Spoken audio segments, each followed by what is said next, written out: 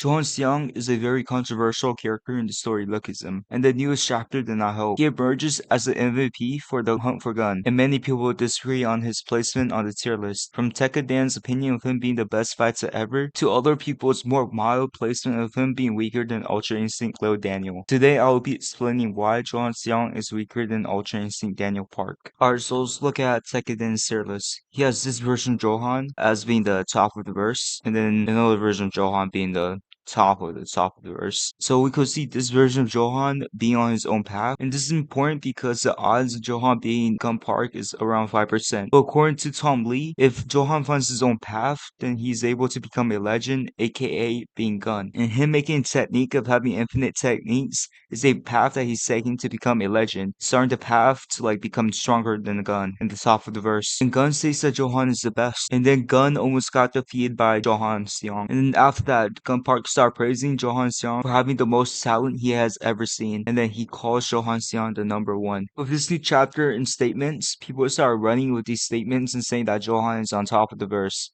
I'll be destroying these points. Let's not even consider Johan Seong to being on top of the verse before we debate if he's the strongest of the second generation. So here's the reason why people think Johan Seong is the strongest in the second generation. 1. Infinite Johan beat full power Gun Park. Here's why it's not true. Gun Park did not just fight Johan Seong. And even then, Johan Seong did not beat Gun Park. Gun Park fought the whole second generation, the whole workers, biker's crew, and was dodging ambulances. And before Gun fought Johan Seong, he suffered a lot of damages. This include massive fatigue, a completely broken arm, massive amount of blood loss, and multiple open wounds in his body. Johan Seong at best fought a gun at 10% of its power. And when Johan Seong almost knocked Gun out the first time with little difficulty, Gun emerges once again with adrenaline and can use his broken arm slightly. People think that this Gun Park is at 100%, but looking at real life, you can see that adrenaline is not that strong. Adrenaline can suppress pain, but not stop it. Adrenaline can make you stronger and faster, but let's consider this. Gun Park is always an Ultra Instinct. Ultra Instinct is basically adrenaline, but on steroids. It makes your brain focus on the fight 100% and nothing else. It also makes you punch and run faster. Sounds familiar? My point is that adrenaline will not boost Gun's overall power because of his Ultra Instinct. We'll just let him use his broken arm slightly and give him a slight energy boost. So at best, this version of Johan almost beat a Gun at 40%, but this does not put him on top of the verse.